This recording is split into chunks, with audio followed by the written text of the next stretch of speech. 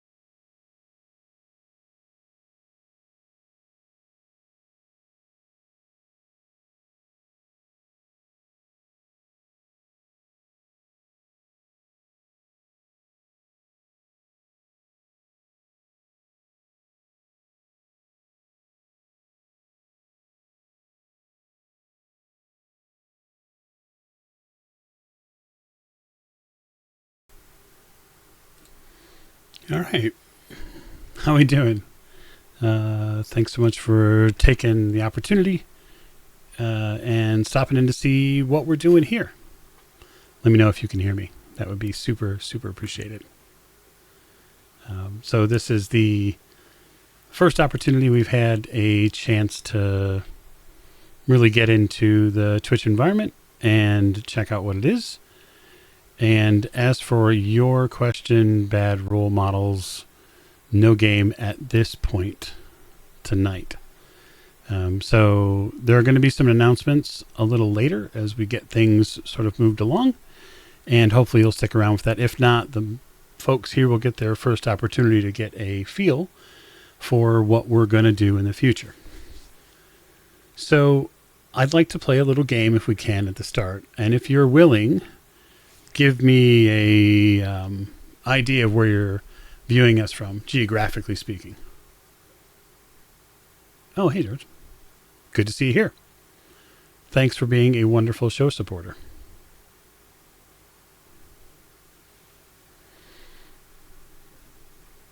So yeah, the idea behind this might be a little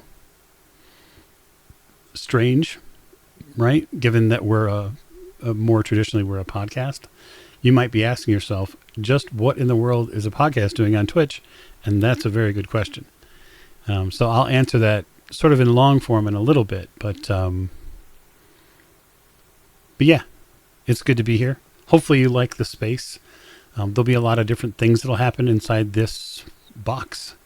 In the future, I'll have folks who will join me, and maybe multiple folks who will join me, and we'll have some good times and probably stir up some trouble, burn buildings down, etc. The stuff that you're used to hearing and seeing on the old ways. So for us, really, the podcast is just one form of way that we can take what we do, what we love to do, which is tell stories, and we can translate that into an audio medium when it comes to running a podcast. Most of you, hopefully, have had a chance to check out some of the shows that we've been a part of and we've created over the past 4.5 or so years. And the Twitch space is going to be something where we're going to get a chance to sort of dive into the audio and visual environments with players and moments that only happen here on the Twitch channel, and then hopefully sort of innovative ways that you who choose to back the show can interact with the show. And so I think one of the things that backers especially will begin to see a real change in, and that is we get going with Twitch games, what we'll do is we'll allow certain patron members who are backers who have control of the Hand of Fate, will get the chance to let them live vote during games. And so that will add a sort of different medium to the way they experience the show. And instead of having to wait to see that vote get cast and hear what we do with it, you'll sort of get that instant gratification. And we'll have a lot of different levers and things for you to pull on, right? So you'll get a chance to interact with the show in different ways. And we're going to have different shows as well. So the idea isn't to go by any means like full locomotive speed just yet. It's to get the right sort of shows that can interact in that visual medium and maybe do some stuff that we wouldn't do on the podcast side, but we might do over here on Twitch. That sound good?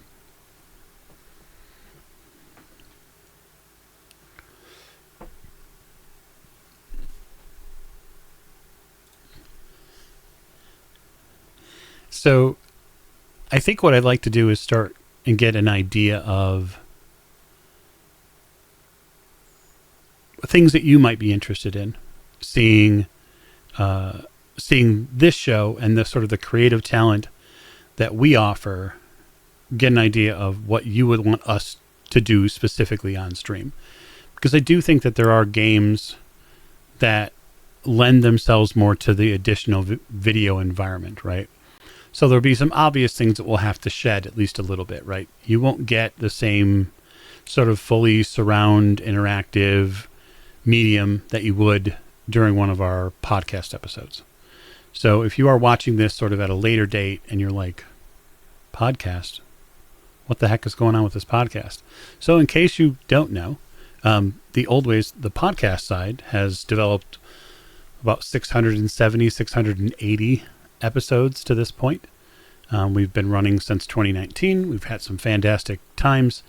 And that sound, for the most part, is usually fully immersive, sound effects, etc., as many of you know. But I do think that there will be games specifically, especially because we have a wonderfully talented roster, and it's a roster that we're continuing to add to, where those players and those storytellers can really help evoke a lot of different things in a visual medium. And so I'd love to hear from the folks who are in chat, like, what would you be interested in seeing us do on stream rather than having to wait to listen to it in the more traditional podcast method?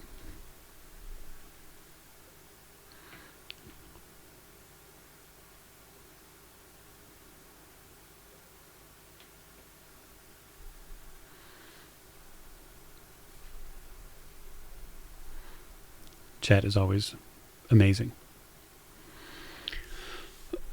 So I'll give you one of mine, right? So I would agree with both of some of the guests that we have in chat. One of the things would be one shots. I think it does 100% lend themselves to it. I have one in mind that's cooked up that takes place during the 70s that would be probably a lot of fun. And the 70s is just a wild era. And there's another one that I can think of that would be much more present day. Very, very like tightly wound tension between characters and coming out of very grueling scenes. Could be a lot of fun to play out with the right people. I guess what I hope is that the channel can afford you a place to escape to, just sort of like the podcast does, right? The outside world is crazy and it can be difficult to deal with. And I think gaming, which has always been sort of this channel, a bit of escapism to go and run around in other fantasy realms or other futuristic realms. I think that the Twitch can do the same thing. It can be that same sort of visual element where you can key in and get wrapped up in a story. And I think that's one of the things that we'll have a chance to provide. It will lend itself to different games, one shots being one of them. But that being said, I wouldn't doubt, given our appetite at the Old Ways for long-form storytelling, I wouldn't doubt that you'll see something long-form here fairly shortly. That's just sort of our bag. We enjoy that sort of thing. Yeah, absolutely. So chat brings up the fact that obviously it will be less edited. That's true. So you'll see live reactions. You'll see all of the folks that, have to, you'll see all of us, right? Like pick for words or how scenes get developed. And there are no sort of take backsies, right? Not that that happens in our editing anyway. Myself and all of our editors will tell you that we don't edit out scenes if something goes wrong. We play it as it lies. I think that's more fun. I actually tend to think that failure is more fun in general because I think it evokes more interesting scenes, right? It's sort of that same vein when a character is constantly good at something and they never fail. What do they actually learn? Well, they learn that they're really good. Well, they already know that. And so I think if you take some of the scenes that we've had over the years with masks, for instance, some of the best scenes have been when someone has totally and utterly failed at what they were supposed to do. Even if it was something they're good at. I think that's a great way to show character growth and also show that all those people are fallible. Yes, I absolutely love this. Fumble reactions are the best. I agree with chat, specifically Rena bringing up fumble reactions. We like all of that. Certainly will we get a chance to dive into some of the Free League products that are out there. Chat's mentioning Tales from the Loop and Things from the Flood. Illusion Horror is mentioning it in chat. So certainly there'll be things that we'll hopefully get a chance to continue on. The podcast recently put out something it called Pacifica Dreaming, which is run by our wonderful friend Nate in the Electric State universe, that sort of setting that came out recently. It's an alpha release via the Kickstarter from Free League Publishing.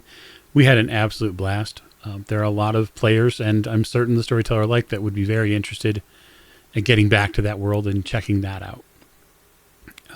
It would be truly interesting to see what happened to those characters. And I love the fact that the story sort of ends on this different point. I won't spoil it if you haven't listened to it, but it ends on a point where things aren't necessarily completely resolved. And I like that.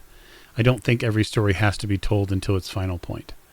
I do think it's good sometimes for stories just to walk into the distance and become some sort of mirage in the desert that you no longer see. Sometimes it's best like that. Okay. So I think I want to take you sort of back a little bit here in this first instance on Twitch and give you, the listener and the watcher here who might not be so totally aware of what we do, and get an idea of where we started at. We will wax poetically sort of about the before times, as we call them, as many of us are probably still reeling from months and weeks and potentially even years lost during the pandemic, where our memories just aren't as clear. I will harken back to the ages of old, 2019. And we had decided, after being wrapped up with one of the games that I was running here locally at the house, I was running Star Wars, and I had to sort of decided to put a bow on that game.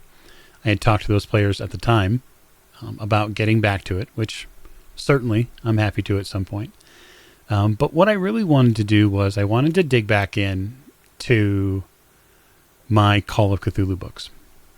Because locally here with sort of the local table group, I hadn't got an opportunity yet to really play Call of Cthulhu with them.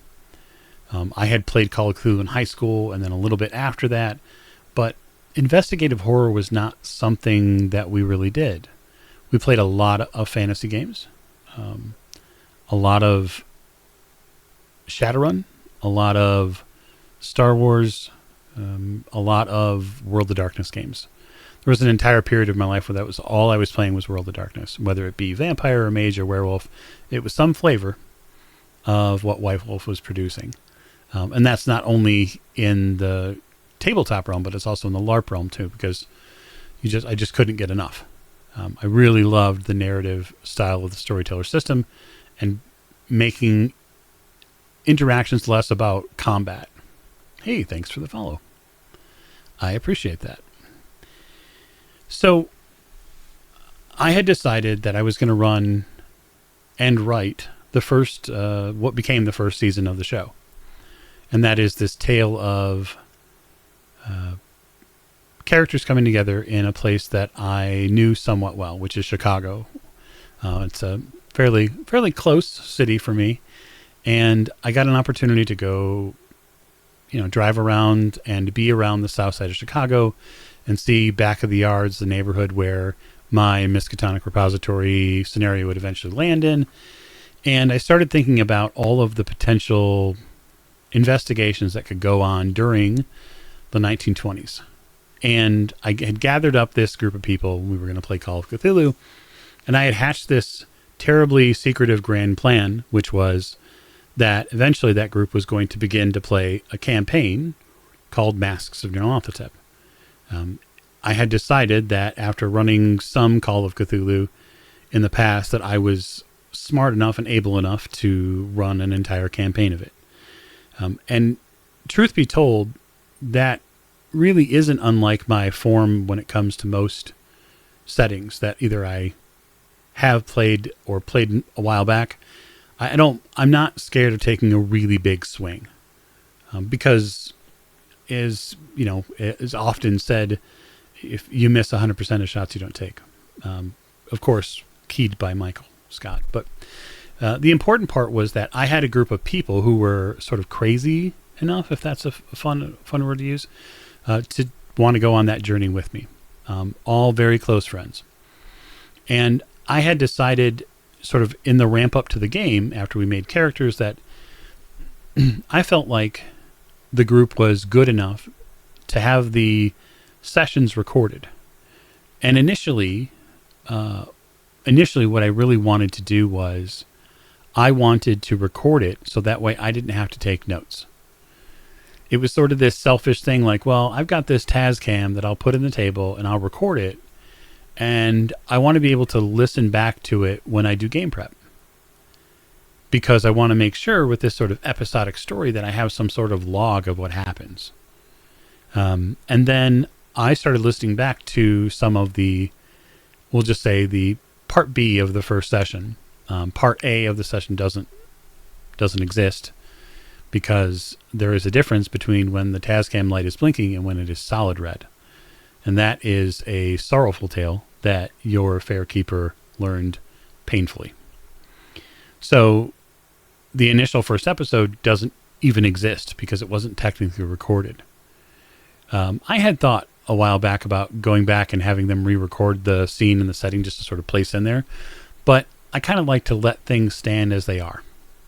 And so if you are a person who has not delved into the podcast side and into the Masks of Nyarlathotep campaign side, what you will eventually find is the sort of earliest form of what we do, which is we are collected as friends around a big dining room table in the upstairs of my house, and it's being recorded on an omnidirectional mic, which picks up literally everything, including people eating chips. And I edited it as best I could at the time, and then I put it out there, and I got feedback. And I honestly think that is some of the scariest stuff that I have ever done when it comes to gaming. I don't think there are a few things out there that are scarier than taking something you've produced and putting it out there and clicking send and saying, okay, now people can have their opinions about it. And, I had done that on the literary side personally, but to do it with a lot of other people and then get feedback on what, other players are doing in game is different, and it's fun and exciting. And sometimes you get beat up a little bit, whether it's right or wrong. You have to have a thick skin, and I think it's good to have that because not everybody is going to agree with what you do, and not everybody is going to be interested in what you produce. So, yeah, it's interesting, the comment in chat here about a group coming from 5e. So before we played Star Wars, which is the sort of predecessor to us playing Call of Cthulhu, I ran D&D 5e, I ran Strahd. So I ran the entire Curse of Strahd campaign, the first iteration of it, not the corrected version. So, and I only say that to say that the timeline-wise, I have, after Strahd, I have not picked up a single D&D book. I haven't bought one, and I don't really have a ton of plans to do in the future because realistically, there's just so much good content out there. So I think that's something that we should all be able to benefit from. A lot of other systems, right? So, Heather in chat brings up an excellent point. The great part about producing the show is that I began to teach myself a new skill, and that's audio editing. And I, for the most part, think that I've got audio editing figured out for the most part. Not every episode sounds as great as sometimes I'd like it to. That's for a lot of reasons, but it is something that we were able to produce, right? So last year, the podcast side produced 195 episodes. We delivered a new episode to you every 2.3 days, which is a little shocking to even think about. So I think that it's great to be able to juxtapose those two things, right? So I can say on the one hand, once when we started, we were putting out an episode every 2 weeks. And at full tilt last year, we did one month, we did 20 episodes in a month. And we'll probably never do that again. It's not good for my personal sanity to try to do that. And the other thing too, that's important to sort of iterate here is whether it's the Twitch side or whether it's the podcast side, it's not all me doing it. And it should never appear as if it is. Right? So yes, I do quite a bit of the editing. Yes, I do all of the mixdown and mastering on the audio side. But stories don't happen without players. And some of them are in chat now, which is wonderful to see. And they help make all of those stories. Otherwise, realistically, just another dude with a podcast. And so without those other voices and other experiences and other iterations of thought, then the podcast doesn't really go as far. So, yeah, I just for you, Bucho, just for you. So 2019 happens, and we power through a majority of the recordings for the first season of the show. And it gets around to about February, late February. And I think most of us know where this story goes.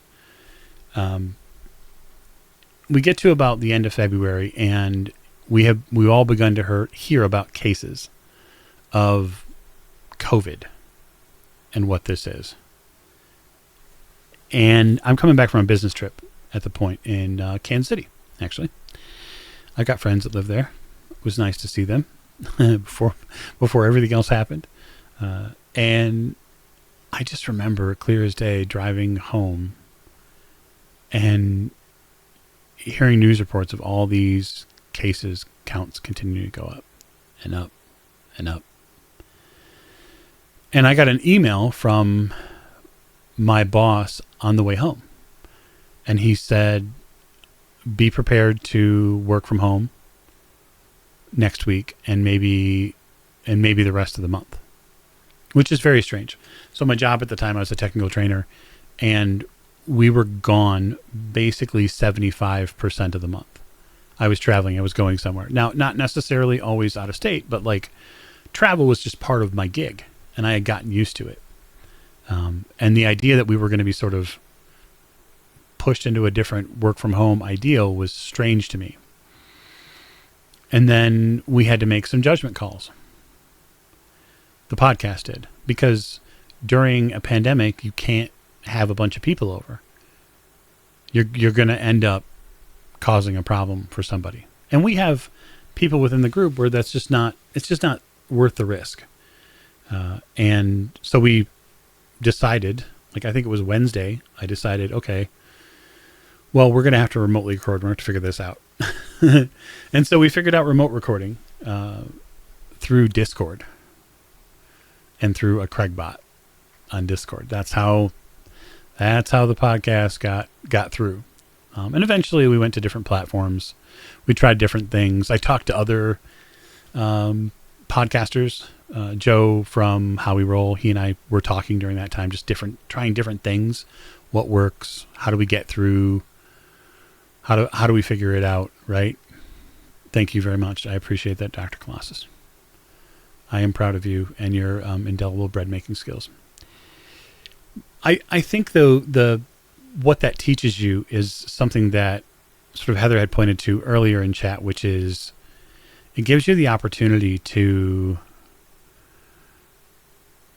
really work your brain, right? If you're passionate about something and you want to do something, you can't let those things stymie you.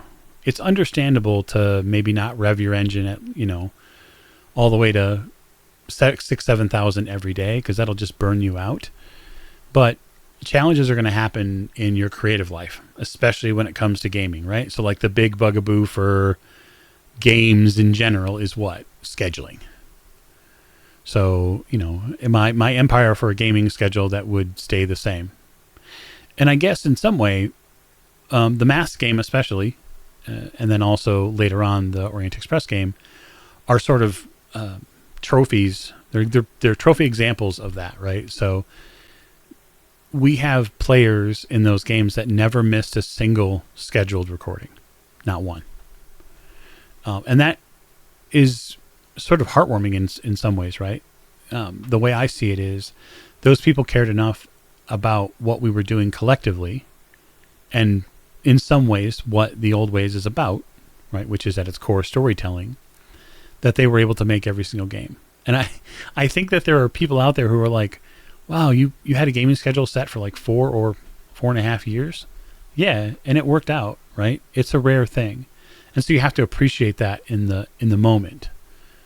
And you have to be able to appreciate it long-term, and you have to remember to thank those people who were a part of it. So I know there are some cast members in chat who are saying hello to me for the first time on Twitch. So this is my more public thank you to them for being a part of so many amazing stories. And there are a ton of stories left to tell.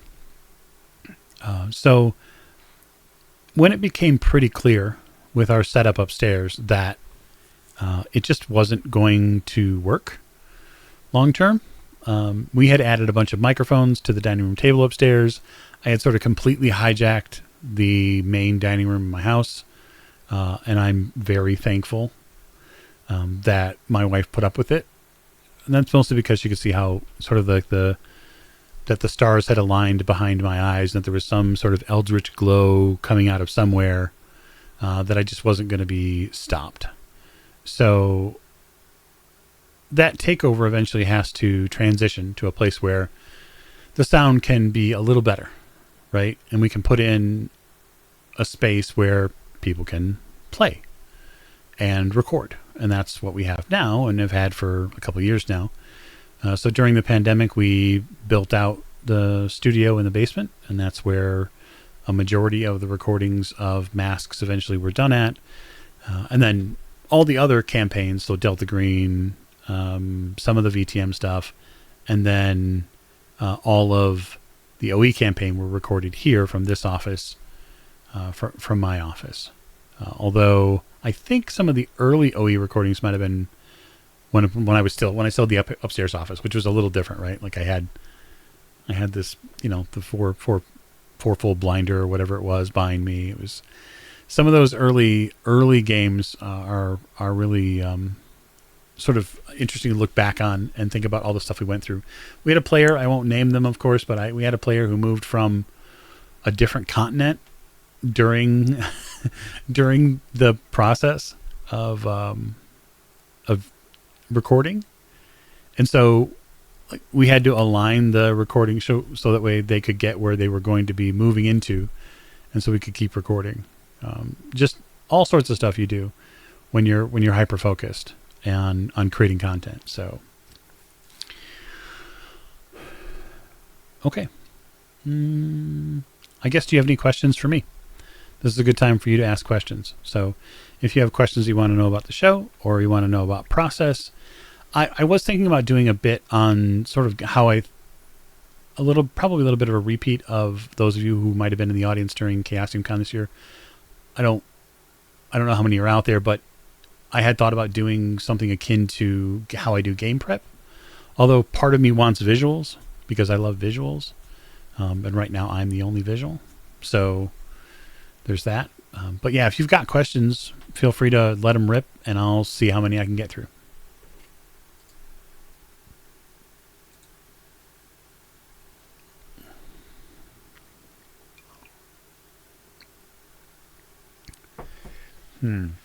Tips on keeping a gaming group together. Yeah, I can give you, we'll say 3 tips. 1, you need to minimize drama as best you can, interplayer drama. So I'm not talking necessarily at the table. Very famously, we sort of have 2 cast members who went at each other's throats in character, right? But out of game, out of character, still very good friends. And they were so good at being at each other's throats in game that we got feedback. I got feedback that people thought there was an actual problem between the 2 of them. I can't even imagine if it had happened on stream. I couldn't imagine what that would have been like. But thank you, Marine Buzzers, for following. I appreciate that. So my first tip is to try to decrease the drama. Tables that experience interplayer drama don't last. And in some ways, I think that's good. If only because there are some tables that are not meant to stay together for long. There are some personalities that just don't mix. And that's okay. There's nothing wrong with that. So you might have players that just internally don't mesh. They have different gaming styles. They want different things.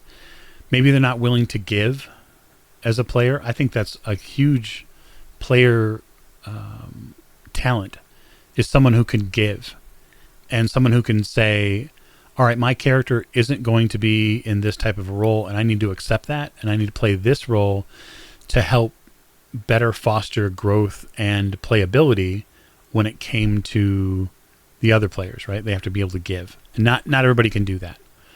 I think the second point, Crafty Kaiju, I would make would be you need to align on what your players want. So most of my long-term campaign players get a questionnaire that I give them. I started doing them with Orient Express. And the idea with that is to really poll them and make the player think about what the character wants. Because if we're talking about like long-form games, 2+ years is a long-form game in my opinion. I'm sure that there are a ton of players out there that have been in games longer, of course, but 2+ years is a lot of time with someone, especially if it's weekly. Even if it's monthly, 24 game sessions is a long time. So what does the character want? Force the player, or at least nudge the player. Maybe force is a bad word, but nudge the player and say, hey, you need to give me more than a piece of paper because this is a mostly 2-dimensional object. Nothing pops here. And then when you get that feedback from your players, look at what those characters want, right? Like if you get one character and what they really want to do, honest to Jesus, is what they want to do is rule the world. Maybe they want to become an outer god for whatever reason. That's not maybe going to mesh necessarily well with the other players and their character ideals too. So you have to be careful about that. I would just say, poll the players, right? We tend to, as many people could attest to, cast members here will attest to, is we tend to ask after game session is over, everything okay? Everybody good? Right? Over on Symphony, Bridget does a ton of temperature checks. Is everyone okay? It's okay to ask. It's good to ask. Some people won't say something until they're asked. Some people will lie to you when you ask, but at least you've asked. So, yeah, get a pulse of your players. That's what I would do. Okay, a couple of questions here. How do I choose, or criteria for choosing a game system to play for the podcast? What's my criteria? I think my criteria is does it feel like it's a good fit for the show? So very famously, 660, 670 plus episodes, there's one game system we've not played on this show, and that's Dungeons and Dragons. And that's for a couple reasons. But I, I think initially the idea is that it's not necessarily a good fit, right? There are other fantasy games out there, whether they be RuneQuest, which of course we play, or whether they be Morkborg. Tons of fun. You can go crazy fun in Morkborg. But yeah, the market is super saturated. It's okay for it to be super saturated because there's a lot of folks who like D&D. There's nothing wrong with liking D&D. It's the first role-playing game I ever played. So I think that when we talk about criteria is the setting compelling? That's probably my number one mitigating factor, right? Like, do I find the setting very compelling? And if I do, then okay, then it deserves a second look. So for instance, take Delta Green, for example. I find the setting that was created by Dennis and some of the other folks, obviously Shane, Ivy, Adam Scott Glancy, I don't want to name drop, but like all the folks that are at the original masthead when it comes to Delta Green, they had a unique idea, right? And as they very somewhat famously have regarded, like their inspired writing was going on right before the X-Files comes out. and so it's very timely for them. But I think setting is super important. The Delta Green setting is intriguing because you never really know, especially if you're talking about pre 9/11, when it comes to Delta Green, you never really actually know whether you're part of Delta Green or not. And I like that because it's a shadowy organization and you shouldn't know whether or not you're a part of it. It should be a secret. And two people can keep a secret if one's dead. And that's sort of how I feel about Delta Green. And agents that don't do well on jobs eventually get dealt with because they become, well, problems. And you can't have problems. So I think setting is probably my next one. And then the other thing is the dice system. Mechanics have to play a role in what we do, right? And so I have to be able to get a good feel for the mechanics. And we've played games on this show that maybe I haven't run that I've played in where I didn't get a good feel for the mechanics. I didn't feel like we were doing that. It felt good or well explained, or I have to hunt in the rules to figure out how to adjudicate something. That's sort of a pain in the neck. And on the podcast side, it's one thing, right? Because the minute and a half for searching for the rules for the right rule can get edited out, right? It doesn't do the listener any good to hear that, but mechanics have to be sharp. And I'm not necessarily like super pro rules light. That's a big thing now where people are like, hey, all of my game systems have to be mechanically super light so that way I rarely interact with the dice. I get that. I don't mind crunch, but it has to make sense, right? It has to offer the player and the storyteller, and thus the story, it has to offer it value. So I'll take RuneQuest, for example, right? One of the big difficulties in RuneQuest is strike rank and how to deal with combat when it comes to when characters take actions, when NPCs take actions. But I tried in my head to mentally replace strike rank with the way Call of Cthulhu 7th edition does combat. And it just doesn't fit. It is a different system. It's a different way of running combat. And it can be a little intimidating to look at for the first couple times. But honestly, if there is one thing that Chaosium has proven over and over and over again, it is that their starter sets are top-notch. They're not good. They're just great. So if you get interested in doing sort of fantasy, but maybe as Bronze Age technology level in a world that's full of mythic magic, RuneQuest is something you should totally check out. All right, next question. So, Hapless Mage. My friend, the Hapless Mage. Is there a moment when you thought, we made it, or did you just know this would be successful? Okay, so first of all, hell no, I did not know this was going to be successful. There's no way to know. I think that, if it's just me and the fence post, even though it's not, I realize this is on Twitch. I wonder if we're successful now. It's hard to gauge. So being a success is how you feel about it personally. I think we have been successful in several things, but a success can be judged by a ton of different ways. I think we've been able to do some very important things, right? So I'll just say this. We have been able to grow a community, which is super cool, which is super helpful and inclusive. That's the kind of people we want to have around. We have been able to foster that sort of inclusiveness and assist tons of different charities, which is something that I love that we do. I love that we give back to it a ton of different charitable donations and groups that help do things. We empower those folks. That's our responsibility. We have a clear responsibility. And I think we have a responsibility as a show to elevate voices that are not maybe like the one you're hearing now. And I think that's because the gaming space has been, and probably likely will continue to be for some time, mostly dominated by, well, white dudes. And it's okay to say it, because it's not a dig, it's just the truth. And so I'm nothing if happy to spit factual information at you. The space is dominated by them. It doesn't need to be. And we in the community that are that sort of specific type, we have a responsibility. We have a job to do. At least that's the way I see it. And so one of the ways we do it is we elevate folks into playing positions and storyteller positions who differ from me. And I think that's super important. And we'll continue to do that. And if you're the type of person that wants to support a community like that, this is the community you can support. One of them. So, and that can be done a ton of different ways. It's not about money either. So it can be done by sharing our messages, sharing our shows, and sharing stuff and with your friends, one-to-one. Super helpful.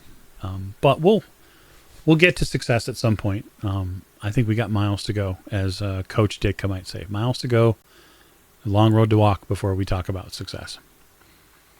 So Crafty Kaiju has asked, how would you recommend someone get involved in an actual play podcast if they're not interested in creating one themselves?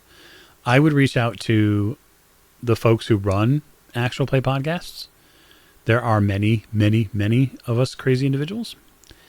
And I would get the show email and do exactly what you did right here in Twitch, which is, hey, I'm interested in being involved in an actual play podcast as a cast member. How do I do that? Do you have any potential casting calls coming?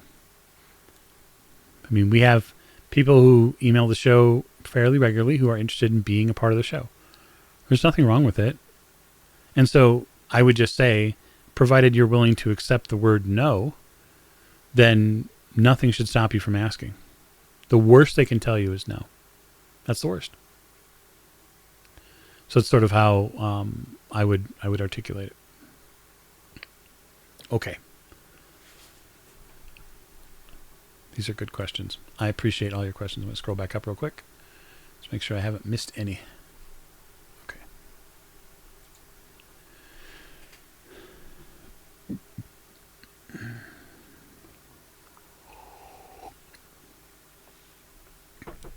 All right. So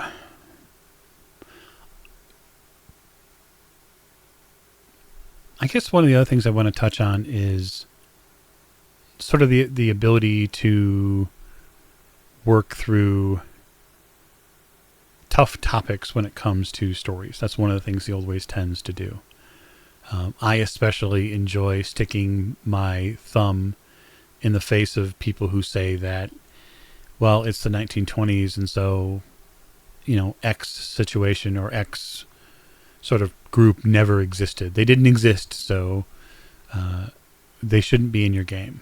And, we do get incoming feedback like that.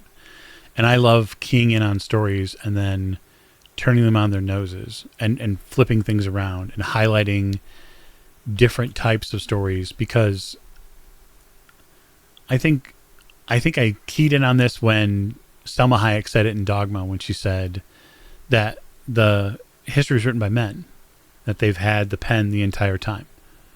And there are so many different stories that have been just sort of obliterated from history because someone decided that it didn't belong in a history book. And so future generations were never taught, right? And so that's another thing that we tend to do in our storytelling. All right, so Illusion Horror is asking me, do you anticipate 2 or 4 hour streams? What if I said 3? Maybe I'll just go right down the middle. I'll split the pins right in half and I'll say 3. I think a 3 hour stream is pretty nice. It's not as long as a 4 hour stream, not as short as a 2 hour stream. I think it's totally doable. I think it's totally doable on this channel. And if I were you, I might make sure that I'm following this channel. All sorts of fun things could arise.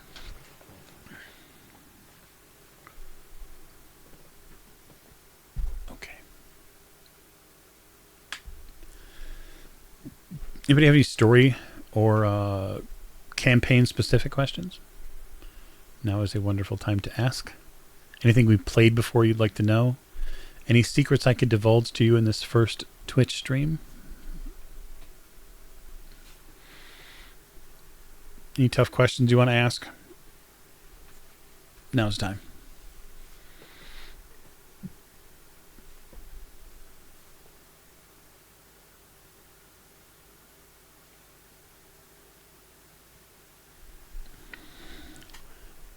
Okay, I'll wait.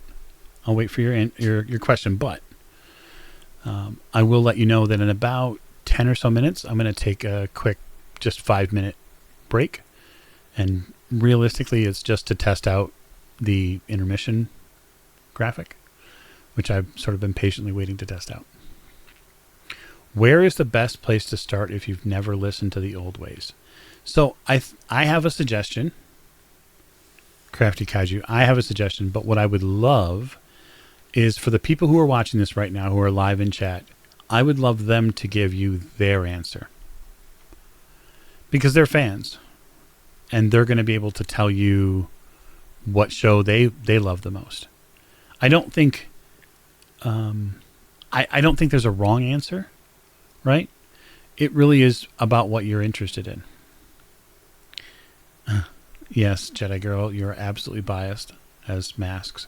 I would say that if Call of Cthulhu is the thing that you like and you want to hear a show go from sort of 0 to where it eventually becomes, and you're considering also listening to Horror on the Orient Express, you should listen to Masks up until, we'll say, about season 3, and then you should go over and you should listen to Orient Express for a little while. I won't give anything else away, but those would be good places to start. Yes, we also love Call of Cthulhu. Yeah, the They Came From series was really interesting. So we had a lot of fun with Storyteller Miranda and playing through the They Came From series. I thought each one was sort of different, and each one had its own flavor, and I really enjoyed going. I enjoyed the one where we went back in time. We sort of flipped back and forth between 2 different eras. So I've been thinking of, so Author Booch brings up a great question. He brings up Alien. So I have sort of made the decision, and I haven't done it yet, but I'm going to do it in the next couple of weeks. There is a show that has been on the Alien playlist for us for a while, but you've only gotten half of it because the other has been locked behind the Patreon wall for a couple of years. And it's a show called The Cradle, and it takes place in the Alien universe. And I am going to unlock that episode so that everybody can get a chance to hear it and sort of round out that story. We've held on to it in the Patreon for a little while. That is the other thing we're going to start doing is some of the stuff that we've had that's been Patreon only that sort of reaches a specific mark, like the 2-year mark. We might begin releasing some of those episodes just because, patrons have helped us produce them. Obviously, for the support, it's Patreon only, but it's been a couple years. It's okay, I think, at that point to sort of let it into the wild. And there's really of the shows that are Patreon locked, The Cradle is the one that people ask about the most. Where's the second episode? So we'll make that happen.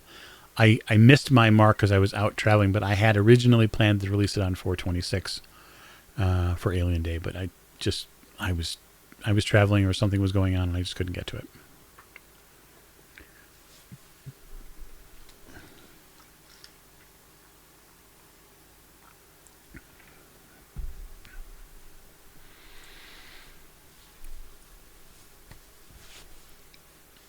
Okay. You would like to... So Hapless Mage would like to know more about the Madame Divina and... so you're talking about Madame Divina and...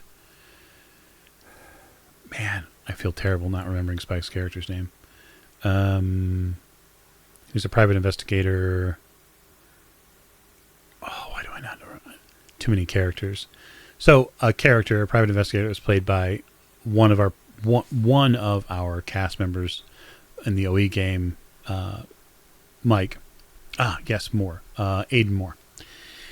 So Madame Divina and Aiden Moore are part of our Orient Express timeline, and they are essentially backup characters that I asked 2 players to produce because I was somewhat concerned at the time that both those characters were going to die. And I think one of the problems that I have with long form... Thanks for showing up, Booch. I appreciate it. I think one of the things that is difficult in the long form Call of Cthulhu campaign is not creating new characters, right? When you bring new characters in and you expect new characters to sort of get on this grand European journey, and it's fraught with all this problems and intrigue and, you know, deadly creatures and whatnot, it sort of begs belief that anybody in their right mind would actually do that. So what I wanted to do is have characters placed nearby that if that had to happen, that it would make more sense to introduce them to the story. You didn't see their ending because essentially in the last camera shot we get of Madame Divina and Detective Aiden Moore, they're headed back to England, right? They sort of have that scene with Alexander in the hotel room, and there's sort of wild fight that goes on, but eventually they just consider their mission over. I won't spoil it for folks like Kaiju. Maybe you haven't listened to the Orient Express game, so I don't want to spoil it, but in effect, Detective Moore gives up the chase. And that's when we sort of rest with those characters and we close the camera lens on them. So I think it would be fun. Madame Divina is always fun, and that's mostly because the player, Miranda, is fun to have in games. And so she always brings something different, even if she doesn't know what she's going to bring in the moment. That's sort of it.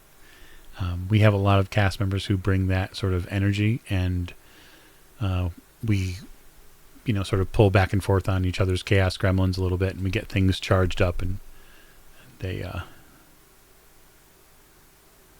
do enjoy it. That's for sure. That's a good question. I would just say that anybody, as part of our campaign, those characters live. There's nothing that says that they wouldn't appear in a future recording or story, but it's all about time and place and sort of where we're at with the overall show, right? So we have hinted at some things that our Patreon backers are somewhat aware of if they're paying attention, if they're reading between the lines. I think that's part of it that you can sort of get to. But yeah, I'm interested to see what the future holds too. So.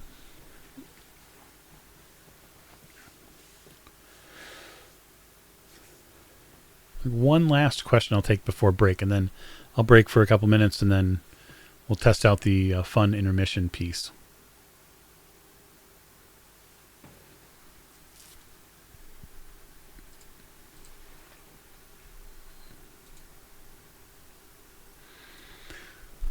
Let me ask you a question. Let me ask chat a question. what kind of games, tabletop games, settings do you want to see on this channel? What would you enjoy seeing us play? I'd love to know. It's called polling. It's marketing, folks.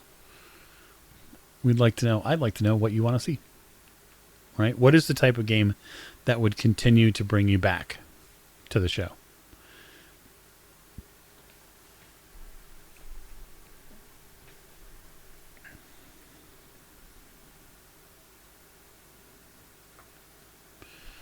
I always pick great stuff. I appreciate that, Illusion of Horror. That's not necessarily true, and I know that your answer is going to be cult anyway. We're aware of that. I would say that I do own a fairly wide selection of cult books. I just have not leveraged them yet. And that's mostly because I'm trying to be cognizant of the available time that I have, right? So it's not to say that we wouldn't play cult. We haven't played it yet. I like that, though. I like the yet part because it leaves the door open. And which is dangerous with cult. You don't want to leave doors open in a cult game. Shut them.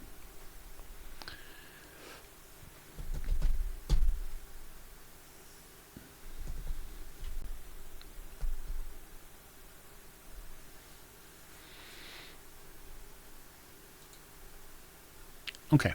Maybe what I'll do is I'll leave you with that question. Think about what you want to see. Okay.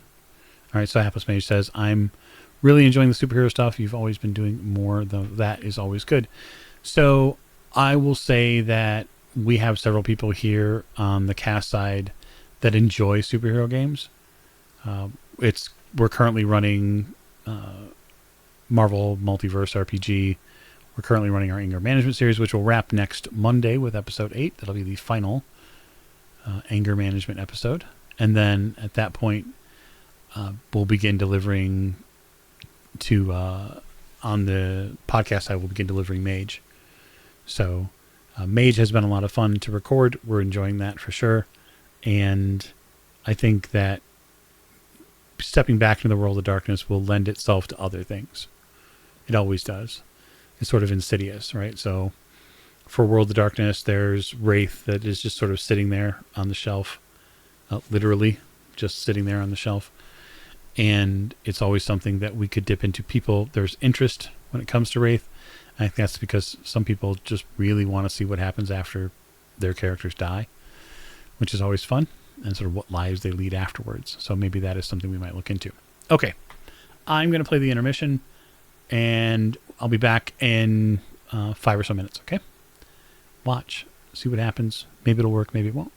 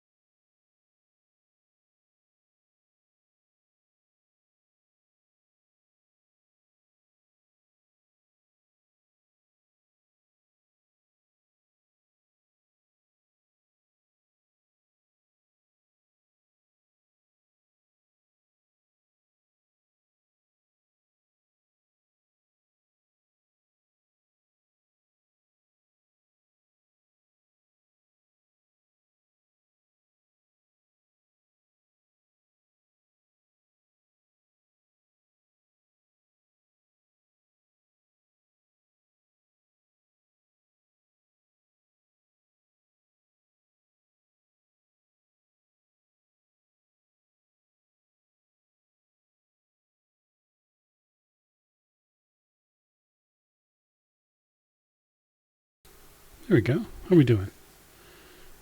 Had to turn the mic back on. Super helpful. Okay, so yeah, thanks for the follow. I appreciate that. If you're so inclined, we'd appreciate if you share this channel with your friendly local tabletop role-playing group. That would be super, super helpful. My name is Mike Diamond. I am the head of the Old Ways Podcast, chief creator and friendly catalyst to my friends. Hey, Dr. Bones. Good to see you here. Hello, Relic71. That is a name. Good to have you here as well.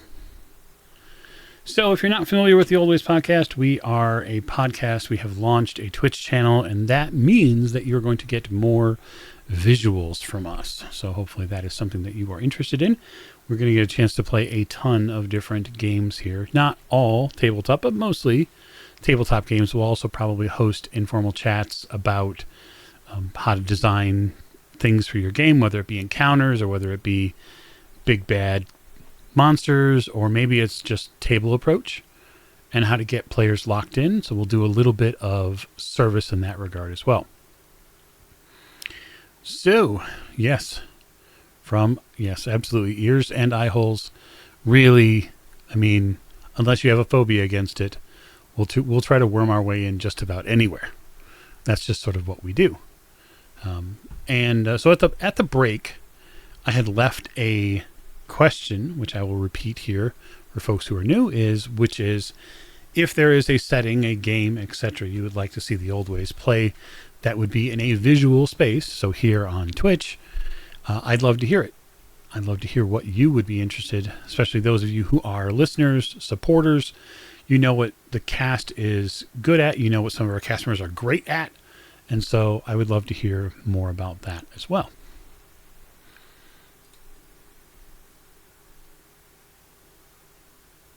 Oh no. Teenage attitude. What? That never happens. I got to comment on this. Hang on. There. Good. Now I feel better. So yeah. That's 10 candles, huh? Thank you, person 2902, for the follow. I appreciate that. I don't know if I've seen a stream of 10 candles. I'm certain there's one out there. Or someone has tried it. I had actually thought that it would be fun to do, for those of you who are familiar with it. It is a con game. It's a Call of Cthulhu con game. I would like to see somebody do Gatsby and the Great Race on different Twitch streams. I think that could be really interesting, especially with the flow between multiple different streams, sort of trying to get to the end. If you're not familiar with what that is, then maybe look it up and see how it's played in convention style. Hello, Tidy Snake Hat. I know you. Another one of our fabulous supporters. Thanks. Thank you, Fire Angel. I know you too. We appreciate you dropping by the channel and giving us a follow. It is super, super helpful for us to get to a number where we can hopefully get a little, people strut a little bit here in Twitch land and continue to bring interesting content. So other than 10 candles, I'll mark it down on the list of things that you might like to see us play. I don't know how we would do it, but again, never say never. I'm not the sort of person that's just going to say that it can't happen. Would love to hear what else you'd like to see us stream. And it doesn't necessarily have to be horror related either, because as you may or may not know, the podcast side of things does all sorts of stuff, horror and non-horror. So happy to take those requests too.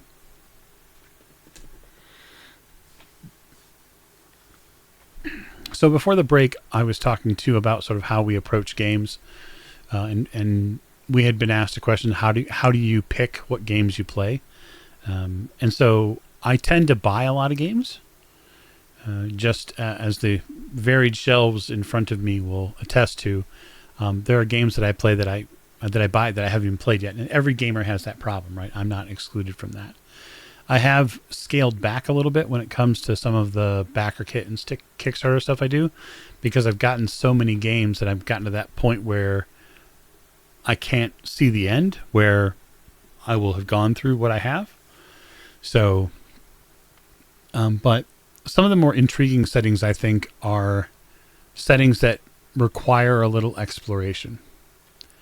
And so right now we're playing through in the Coriolis setting by Free League, which has been just a lot of really interesting investigation and sort of exploring space and exploring what's out there. And I think that as that show progresses and we continue to see it unfold, you're going to see us explore a lot of strange and different places. And that is really where I've been having a lot of the core fun, right?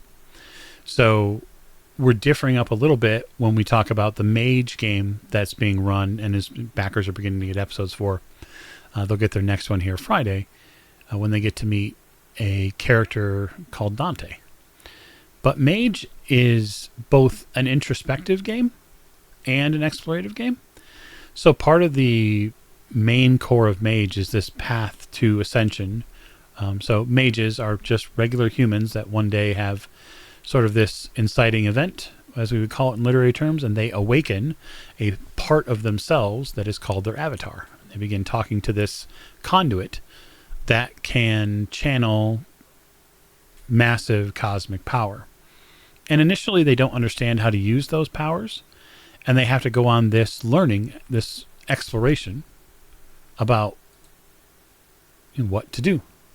So I think it's been compelling. The setting we chose as Las Vegas is interesting. There's a lot of different things that happen in Las Vegas outside of the Strip, and you'll get to hear sort of our take on the world of darkness inside Las Vegas and its properties. So super excited to get more of that. Oh, it's Fiery Ashes. Hi, Fiery. Good to see you, and I appreciate your love of the channel by stopping by. We greatly appreciate it here on our first stream for the Always Twitch. So, yes, hello. Awesome to see you. So I think that Mage continues to be a compelling setting because it really is an opportunity for characters to sort of dig deep and to get introspective and figure out what they want. And I think what you'll find as those characters continue to evolve is that you'll realize that the things that they want change, and they begin to get good, hopefully, at figuring out how to get them. And then there is always this creeping concern about utilizing the mystical arts as it is in Mage and not running afoul of something called paradox. And so that will be sort of a give and take relationship, I'm certain, with a lot of our mages. Okay, so Tiny Snakehat asked, is it purely group tabletop or are solo video games, etc. on the table? So I would just say that I think it's reasonable to say that some of that stuff might be on the table. I want to be a little careful when it comes to like channel focus. Not that I don't want people who are interested in watching me or someone else potentially play a video game through. Like that would be totally cool. But it wouldn't be a mainstay of the channel. Hello, regular size mob. Thank you for the boot. It wouldn't be a mainstay of the channel, right? Like I wouldn't have a schedule likely up that is 3 days of video games because it's not our main thrust. It doesn't mean that I wouldn't sometime in the future kick on Civ 6 and play here on stream just because I want to talk and I want to have something to do other than stare into the camera for all of you wonderful people. I like the idea of being able to diversify what we offer. And so it could be a ton of stuff. It was mentioned in the Discord today, the Old Ways Discord, that it might be fun to do like investigative games. I think there's more than a few of them we could play where people run around. Our friend of the show and here in channel, Fiery Ashes, plays a ton of those types of games, and they're very compelling. Very compelling. But I'd have to figure out which one would be a good one to start on, right? Like part of me wants to play something that is really super duper relaxed because I don't get to play a lot of video games because usually there isn't a lot of time to do so. So like I might play Hardspace Shipbreaker here on the channel because I really dig just being able to rip things apart. And I like some of the themes that are inside the story of Heartbreaker, and it should be fun. Team Leco has arrived. What up, sir? Thank you for dropping in.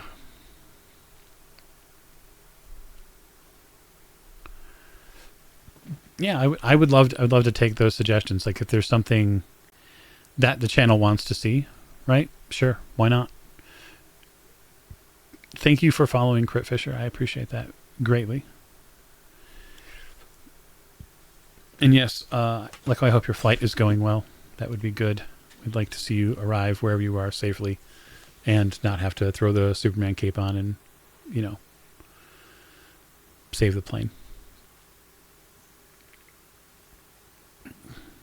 Yeah, so Tiny Snake Hat mentioned the visual aspects of our storytelling. I think that will be part of it, right? So doing what we do, and as well as we have done it arguably for 4+ years, in the audio element is one thing, right? So I had a friend remind me the other day that, like, hey, you have like podcast face, right? So you have to be careful when you're on camera because you're not used to being on camera in front of people, and so like you can't hide your emotions or how you feel about something because you're sitting on camera. I guess 3+ years of Teams meeting hasn't changed. So I think that you'll see different players react differently as we go through some of our storytelling methods. Some of the cast and crew are very comfortable on stream, and I think that is great because they can deliver in those mediums, and others will just learn. That's all part of it, right? So, I'll learn, and then you'll learn, and then we'll learn. Okay. So happy to take your suggestions too when it comes to maybe one player games. Maybe not one player games. Who knows? Maybe we'll team up with somebody and play a game. I don't know. But if you've got suggestions for them, let them rip. That's totally cool with me. And I promise I will learn to breathe and probably hydrate. Do it. My DMs are always open to you, Fiery. No problem. Happy to take your suggestions. Okay, so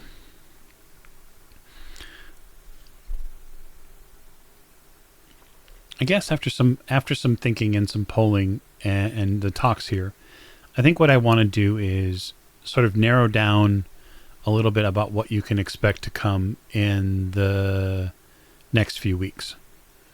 So I'm holding off of any formal announcements. That'll get processed out in due time. But I will say that in the very near future, we will begin airing live a game for you here on the Twitch channel that you can interact with, that you can get to know different players in a different setting. And I'm super, super excited to see it come to fruition. It'll be something that airs every other week for you. And there'll be bright, shiny graphics soon for you to awe over and share and show your pets and snuggle up with at night, whatever you do. But it is a system and setting that is very dear to me and has been for a long time. And the best part is, and probably the most painful part is that I will not be running it. So I get to play, which is great. I don't get to play very often. I'm very thankful to have a mostly concurrent every other week game here at the house that runs that is not recorded. And it's probably a good thing because I don't think every game needs to be recorded. And then I have another game that runs that is not recorded that is also good because your guy here needs to relax sometimes. And I think moderation is super important. It's something that I'm continuing to sort of teach myself over time. And it's hard because the natural sort of passion for storytelling and wanting to be out there is like put the dial at 11 and leave it there and then, take the knob and rip it off because that's the only method to success. And really it's something that you have to remind yourself that it's just not fundamentally smart because that's when burnout happens, right? When going to the recording or going to the session writing and stuff like that becomes when it starts to feel like a chore, that's when you have to analyze like what you're really into it for, right? It's one thing if you're going to the gym and you're sticking to a physical routine because you're trying to get something changed about your body that's you're after. Being sore is one thing, but even fitness folks will tell you, hey, you gotta give your body time to rest. Same thing is true in the creative environment. You have to give your brain time to rest, right? And I think that's important too because it gives us an opportunity to deliver better stories. So, but yeah, I'm excited. I think it will be a new and different experience for everybody. I'm sure that there will people, long-time podcast listeners, will be like, wait, you're doing what? With who? And for how long? And I like that. I like sort of turning people's expectations on end. And the team that will be part of the game that's going to come out is great. Really, really fun. And I think that even through all of the likely pain and sorrow that we will suffer through, that we will have fun. And that's the key. So when we get that opportunity to sort of crack that egg, the announcement will come probably in a few days. It'll get announced here a little bit as well. I'll talk about it with one of the other streams. After it gets announced, I'll actually talk about it here. Maybe we'll get a chance to talk with one of the players in it, or maybe we'll get the chance to talk to the person who's telling the story. Although no promises. They will have their time to speak to all of you and to really their player base in the weeks and such to come. Okay. Yes, regular amount. I totally agree with you. Promise yourself that the moment you feel like dice are work, you stop. I think that is fantastic. I have a slew of your handiwork here at the desk. And if you're wondering if I'm going to stop buying dice, the answer is no. I'm just going to keep buying them. But that's because I'm a dice goblin and I like collecting dice, and then I like dropping dice that I've purchased on other people. That's one of the best things to do is, here, I bought these. I think you might like them. Here, take them. So a lot of the times that when I go out and shop now, especially now more than ever, I'm really cognizant of where my money goes and who it goes to, and supporting small businesses, ideally local ones. And I think that's true of gaming too. So small stream support, small podcast support, that sort of thing. I think it's super important to support folks out there, right? If you want to see that type of world, if that's the world you want to live in, then you need to support people doing those things. And that support can come a lot of ways. I don't have to spend money to support a small stream. I can tell people about it. I don't have to spend money to support a small Etsy creator. I can share their work. It literally costs you nothing except a few seconds. And it's that word of mouth and social media that helps grow those supporters, gets them through. The same thing is true about the podcast. People talk about our show, and they talk about how much they enjoyed the episodes, or they talk about moments or characters. And that does two things, right? It increases in some small way their love of what we do, but it also shows other people that they can have an effect on folks. Skip Morton has arrived. Thanks for joining in, Skip. Good to see you here. I hope your vacation is going well. I'm jealous of your views, but glad to see you here.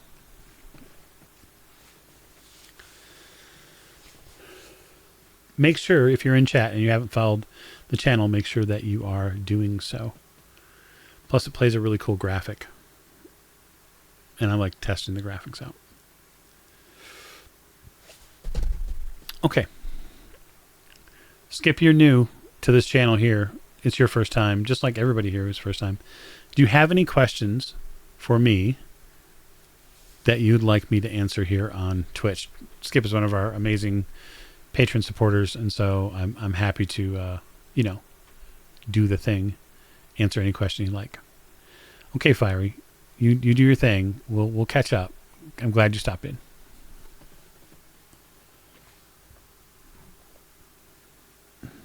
See that? Dockwagon, Employee of the Month.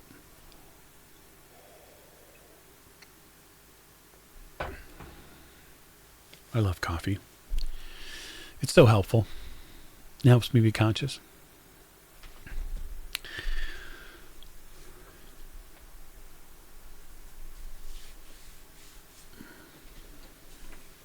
Just making sure we haven't missed anything in chat.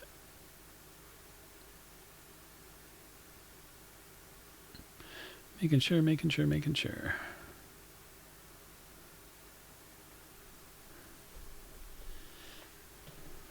Yes, amazingly enough, Team Lyco, people are actually consuming what we make, and they enjoy it.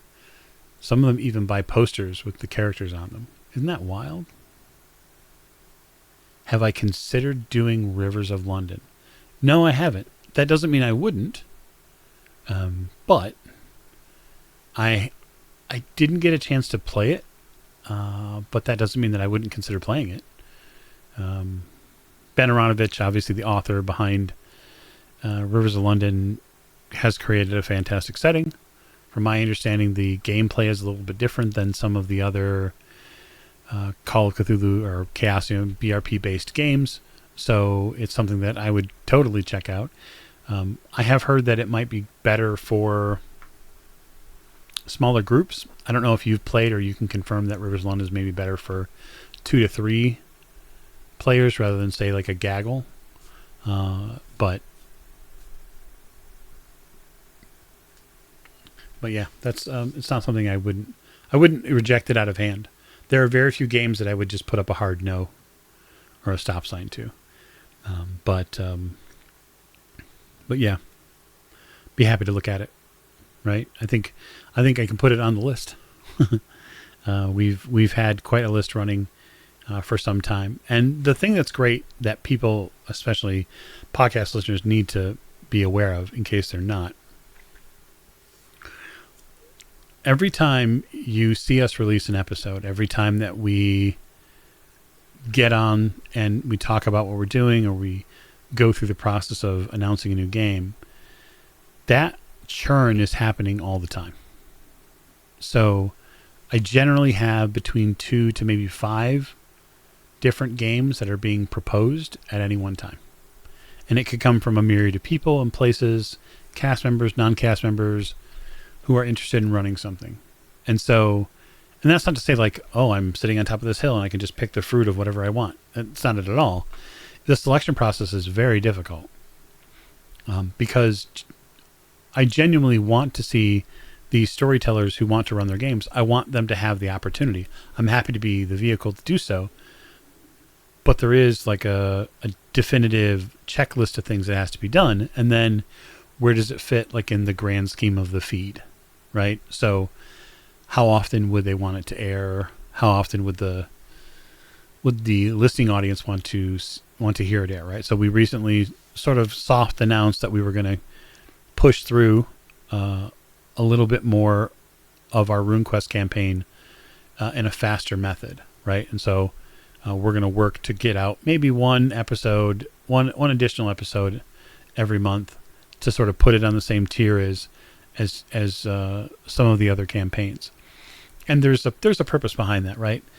We want people to be able to experience the show, and 6 seasons in and of itself is not a terribly like long form campaign. It's not nearly as long as Orient Express. It's nowhere near as long as Masks.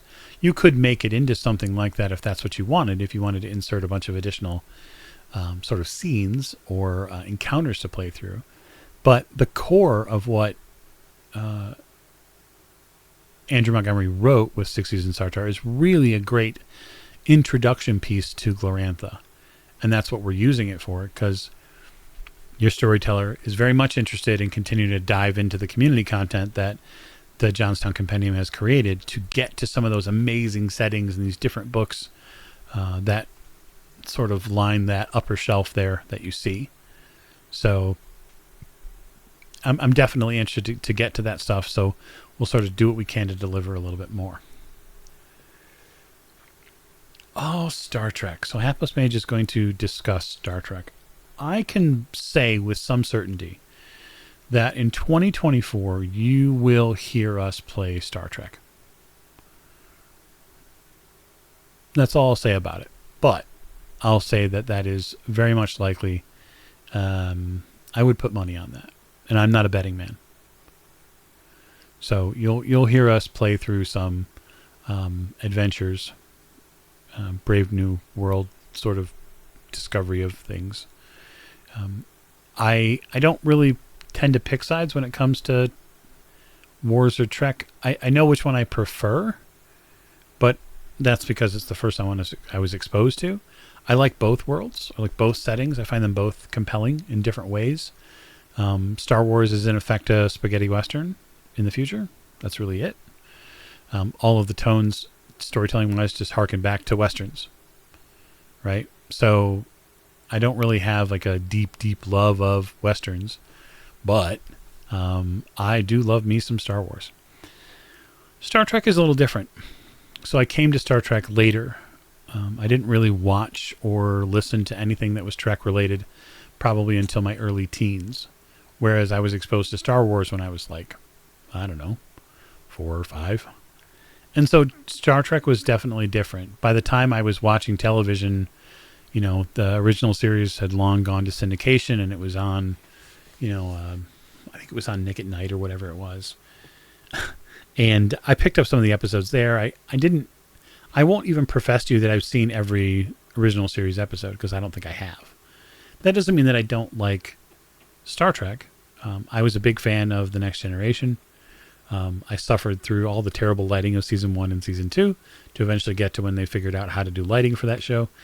If you go back and watch some of the early TNG episodes, the big shadow patterns on the walls are just special. I think my favorite Star Trek iteration, though, is DS9. There is something about like being on the frontier and not being in a starship that can go warp 9 point whatever and get away from any problem, for the most part, save the Borg. But I really like the fact that they were put on... They basically took the Federation and stuck them between 2, if not 3, different warring factions. And sort of said, here, figure it out. And that echoes a lot of what goes on in our present day. And you see some of the same pitfalls that, you know, people have run into. So play out on the show. Good night, Regular Size Mom. Thank you for stopping by. I greatly appreciate it. So Team Laco says the end game is clearly Paranoia, the all new shiny edition 2023. I have not played Paranoia for a very long time. A very long time. It doesn't mean I wouldn't, but it would likely end in a lot of deaths, either my own or others, because the computer is your friend and that's who you're supposed to trust. I do like games like that are sort of, I guess, they're siloed a little bit. I think that's why, like, recently I picked up Death in Space. Actually, it was part of the Kickstarter, I think. And we have been playing it a couple times here. And I think the thing I like about Death in Space is that you are sort of in a universe where, much like in the Morkborg setting, everything is dead. And the thing I like about Death in Space is that nothing new is being made. And nothing new will be made. And so the survivors that are existing in that universe are sort of just working off of whatever they can cobble together. And that, for me, there's like this survivalist aspect that I like. It's the same thing that plays out in any Star Trek game where the ship shuts down or the station is taken over or whatever, where you are not allowed to go about your normal life and you have to figure out how to do things differently. So, for instance, with DS9, there is a DS9 novel called Fallen Heroes.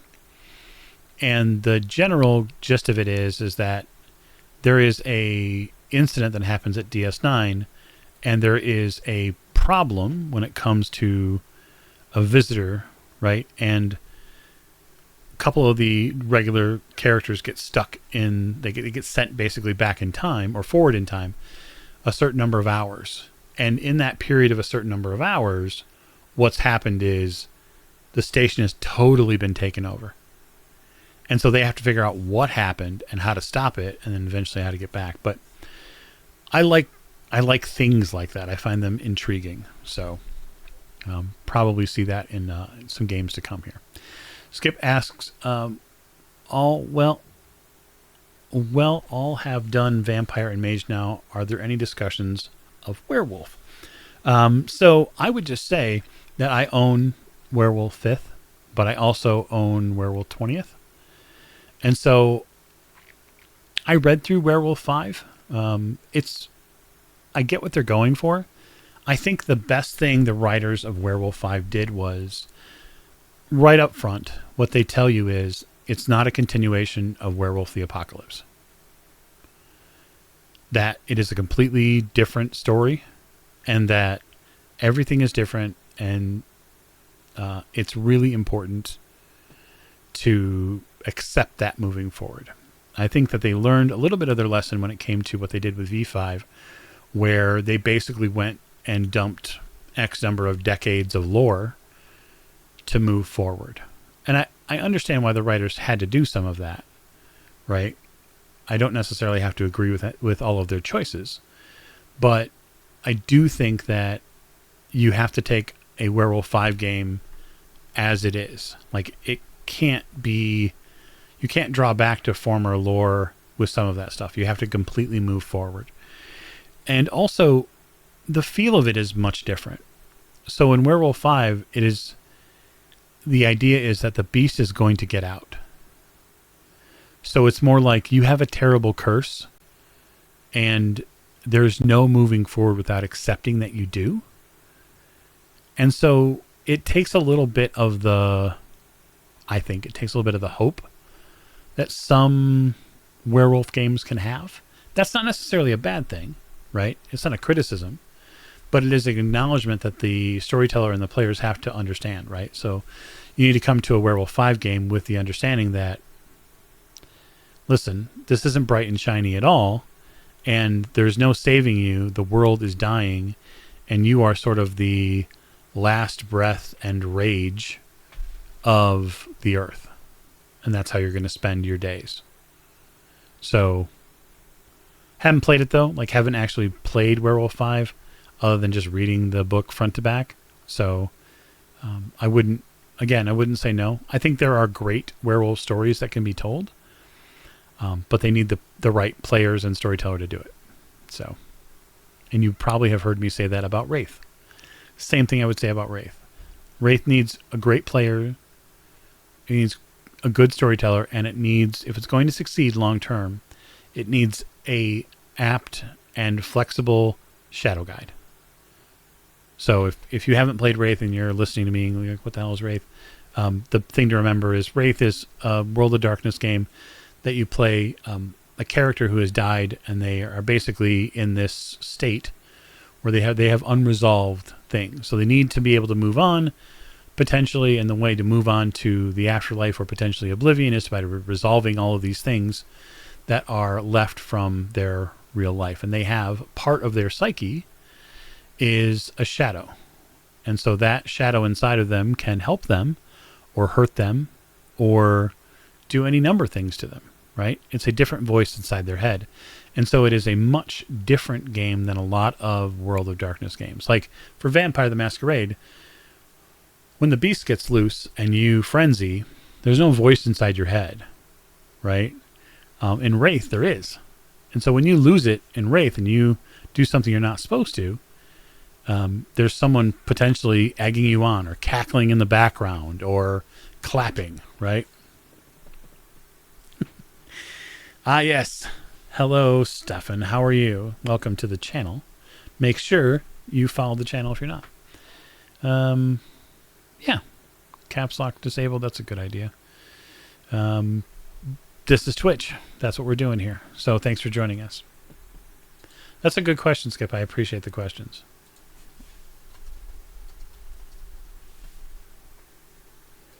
They help me move. I'll probably be on for about 20 more minutes, give or take. And so now's the time. I'm going to take a drink.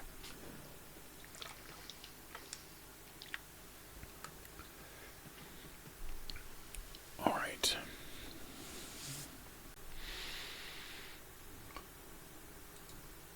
Oh, yeah. So, Stefan says in the stream chat, congratulations on getting as many viewers on a first show as a stream of Chaos gets on an average show. So that's fantastic. I appreciate it. Perhaps that portends well if we ever did a RuneQuest show on stream. Perhaps we would get some people to watch. Who knows? Not out of the question now that we're playing RuneQuest on the show that it could end up on Twitch as well. I guess I do have one other question that I'd like to sort of poll the audience, those of you who are still here. And if you're watching this video on demand, then go ahead and give us some feedback in our normal social media channels. How would you feel about a hybrid game? So how would you feel if we had a major portion of the show, say on the podcast side, and if we did spotlight episodes or say like seasonal transition episodes here on Twitch, where you could like interact with the cast in a live environment and you could ask them questions, or we could have specific sessions here on Twitch? Is that something that you might be interested in if you follow the show on the podcast side? And if you don't, I'd love to hear from you too. Like if your first exposure to the Always is here in this video in this Twitch element, sorry for the shabby look. It's the first time we've done this, so we're just trying things out. Would that interest you? Like if you watched a show on Twitch here, a regular one, that also had an audio only element to it that you'd have to pick up through like a Apple Podcasts or a Spotify outlet. Yeah, so Skip is mentioning the idea of maybe doing pre-games or a session zero for character or potentially character intros. It's something that I've thought about, yeah. So podcast listeners from a long time ago, especially backers, remember that we used to do something called the pre-show fist fight. And so once a month, we'd collect one of the campaigns that was going on, and we'd all dive into the Discord, the Patreon portion of the Discord, into voice, and we would have this sort of 20 or 30 minute session where we would chop up a question, right? It could be like, we did, for example, we did Star Trek versus Star Wars. I think we did cats versus dogs, stuff that was just meant, obviously, to get reactions out of folks who were listening, and then folks, when we left, Patreon backers at that point interact directly with the cast, ask them questions, or be in chat with them and stuff like that. So sort of an interesting portion we could do potentially here on Twitch, which is, hey, let's get together and let's have the cast of this come on and do a mid-season or potentially pre-season episode where you can meet cast and characters. I can see that. I can see that for sure.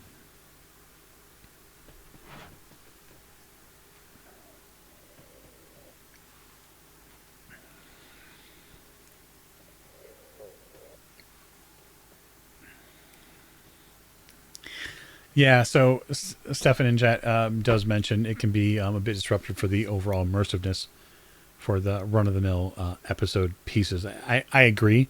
I think we'd have to be careful about it. We just sort of get feedback and see what people thought of it.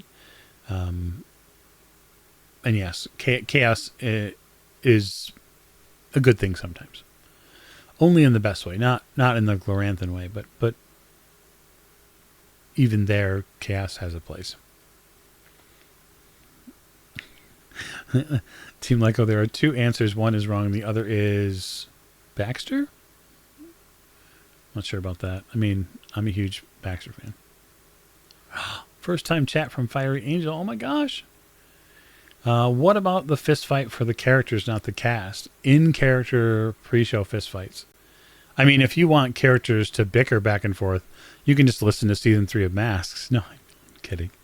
I'm actually not kidding. But I don't think that it's necessarily a bad thing, right? So I think it would be much more apt in like a modern setting.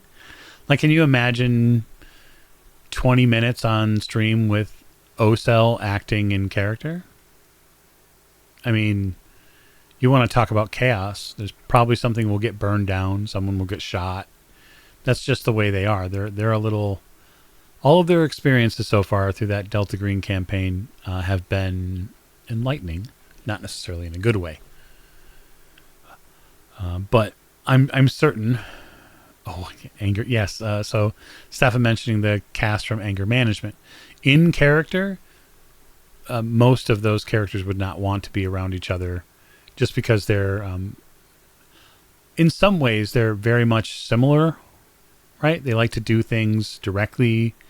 They're very type A characters, as a lot of superheroes are. But I wouldn't call any of those people superheroes. They're very much their own sort of, maybe anti-hero for some of them is apt. I don't think you could really term them anything other than anti-hero at best.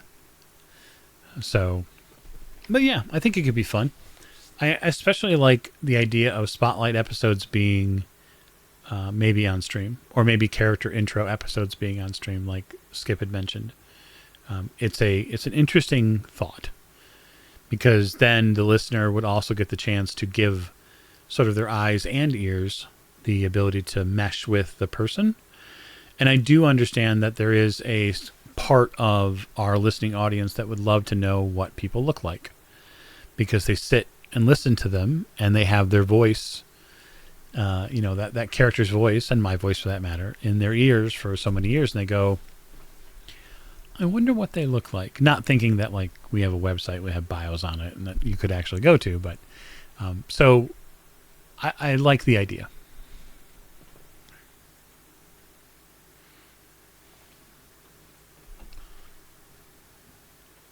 Feel free, chat. Keep it coming.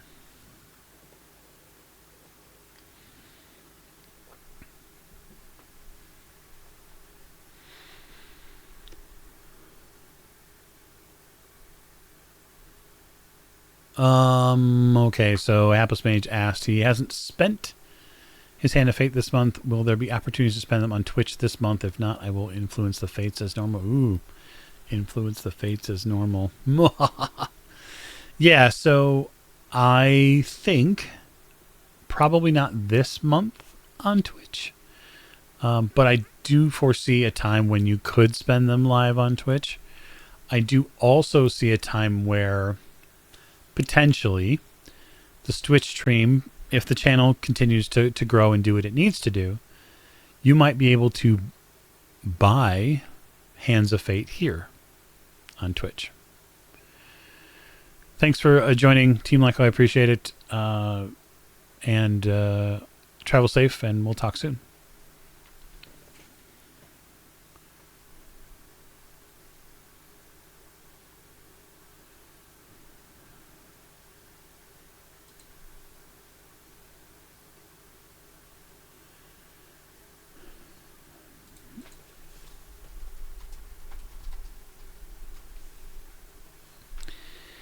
Yeah, so I think we'll offer some elements of that interactivity that some of our patron backers enjoy so much in the live environment. I like the idea of being able to offer it in the live environment.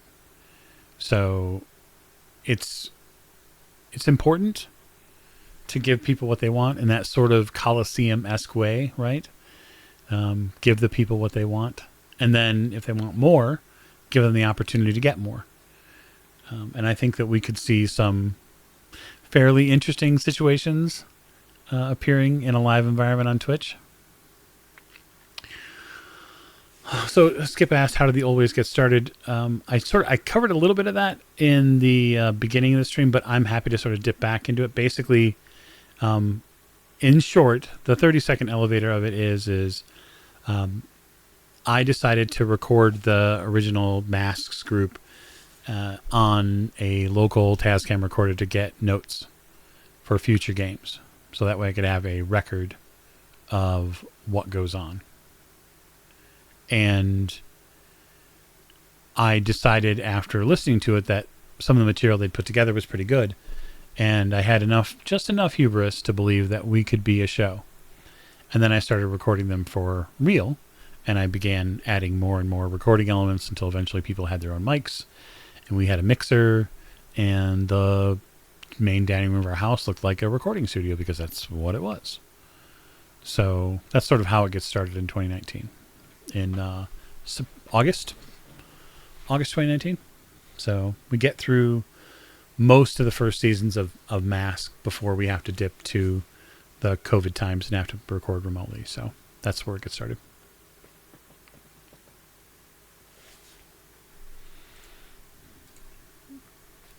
Okay, I have about 10 minutes left. So what can I tell you in 10 minutes? What can you ask in 10 minutes? Yes, absolutely. Our Stefan points out here in chat, we are coming up on our 5-year anniversary. That's true. So in about 3 or maybe 4 months, we will celebrate 5 years as a show, which is a little daunting to even think about. We'll have to do something super special for it. 5 years is something that should be definitely marked on the calendar and observed.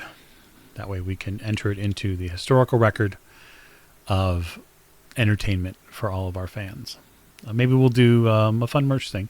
Actually, we could potentially celebrate it in person for some of you who are willing to make the travel to GameholeCon, where we will be in October. So maybe we do something on the podcast side or potentially here on Twitch for the anniversary, say in September. And then maybe we have a real 5-year party in person at GameholeCon where people can take pictures or maybe they can appear on live stream. We're going to be on Podcast Row for that show. And so you might get a chance to see us stream live at the convention. There's some work being done behind the scenes right now to offer that up. So more on that as it arrives. And yes, Miss Emmylou, cake for sure. My impressions of ChaosiumCon. What was ChaosiumCon like this year? We had a lot of fun. I really dove deep into the RuneQuest side of things because it's something I hadn't done before. I got to play a 8-hour RuneQuest LARP with a bunch of friends. So some friends here in chat and then others, new friends that I met. I got to play an amazing character named Denis, who was way more than he seemed. And that's sort of the type of character that I dig playing. I got to meet some new friends in the RuneQuest community, which were great. We got to go to Rune Feast afterwards, which was just absolutely fantastic, as was the refreshments that they offered. But over and above that, like the Speakeasy Mixer that Bridget put on was a lot of fun. Dressed up in a fun pinstripe suit and got to enjoy some of that. And then, honestly, like just the gaming, right? The not having to be on, as some folks in the, any sort of Twitch community or podcast community would tell you, like not having to be on and just being able to enjoy the time was good in the gaming sense, right? So that's helpful. And being able to support friends in their own endeavors is fun too. So I know I saw some of you here in chat at ChaosiumCon, but I think that I was less... I only really had one book that I had to pick up, which was A Lunar Way. I didn't get a chance to get to the Leatherette. They went too fast, even though I was told very clearly by a member of the Chaosium team that there would be enough. They were gone by the time I got there, and understandably so. But that's okay, because the regular cover for the Lunar Way that they put out for Glorantha looks fantastic. Amazing art. And that is one thing, like the quality of Chaosium books, generally speaking, I think is pretty high. I think you can argue some of the pieces maybe in the past have not had the extra sort of put into them, but all the stuff that's coming out for current, especially the Gloranthan cult books, are just really good. And it's art is the way that that's how the path I used to get into Glorantha to play RuneQuest was the art. I found the art compelling. And it sort of made me wonder, like, okay, what's over that hill, or what do we think's in this valley, or what's on the side of this mountain? And that's the sort of stuff that gets my brain churning and wants me to create. So, good question. Those are my impressions, Skip. Thank you for being a part of the first stream, Rena. I appreciate it.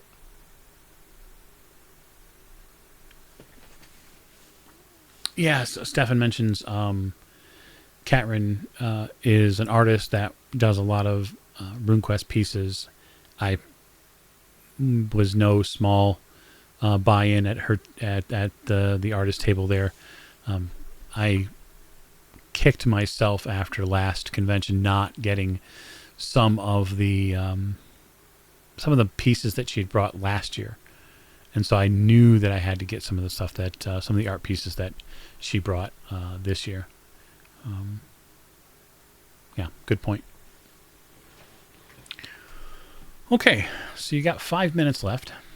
I have 5 minutes left, and that reminds me of a George Carlin bit a little bit when he talked to us. That he had a comedy piece where he would say, "What if we were told that we had 2 minutes left?"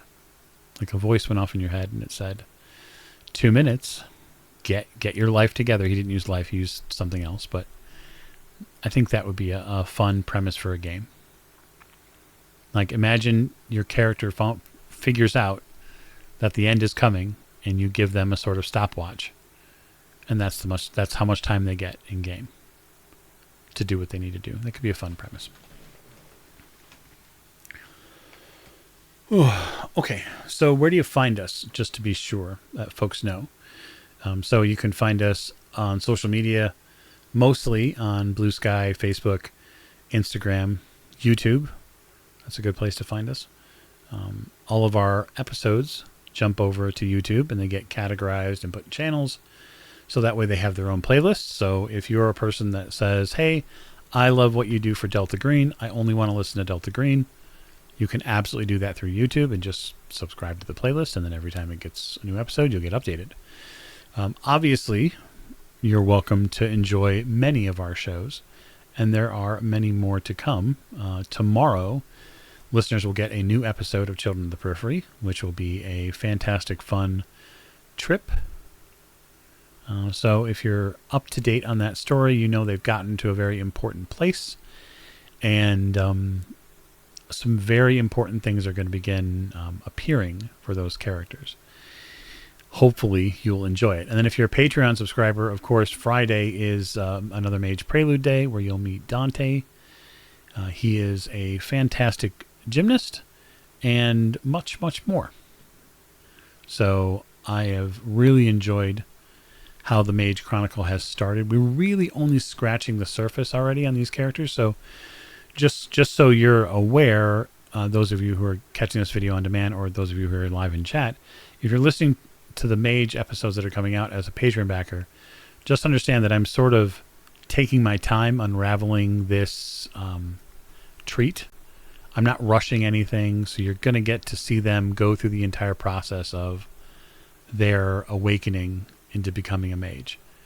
And then the things that happen afterwards, right? The beginning to understand how magic works for them. Because in Mage, the Ascension, everyone comes to magic differently. And that's a key part of who the character is. And it's also a way that we tell compelling stories. And this story is nothing if not compelling at this point. Okay, so I'm going to say goodnight here. I'm going to say thank you to everybody who participated in the first stream. I will likely see you back on this channel at some point later in the week, and maybe we'll do something different. Like maybe I'll play a game, or perhaps maybe I'll have someone else with me to talk to them, and you can bounce some stuff off. So thanks again so much, and take care, and take care of yourself and each other. I appreciate the investment of your time. Thanks.